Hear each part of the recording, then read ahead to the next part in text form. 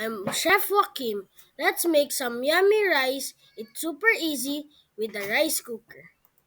All we need is rice, water, rice cooker, and a measuring cup. First step, measure the rice. Use the measuring cup to scoop out the rice.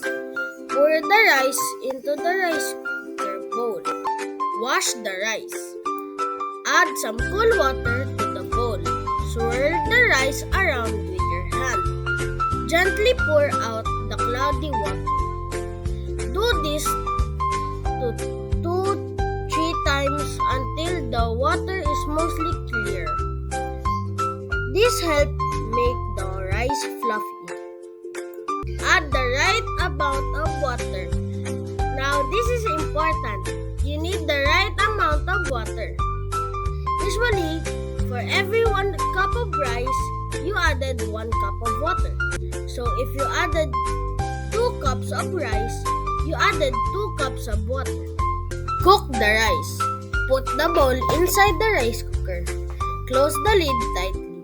Press the function button until it goes to the mix cook and press the start button. Once the keep warm button lights, means it's already cooked.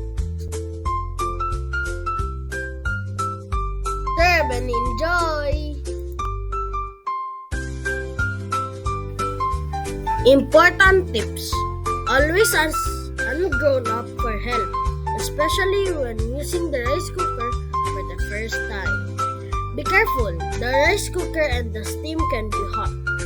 Different kinds of rice might need a little more or less water. So check the package of rice you're using. Have fun cooking!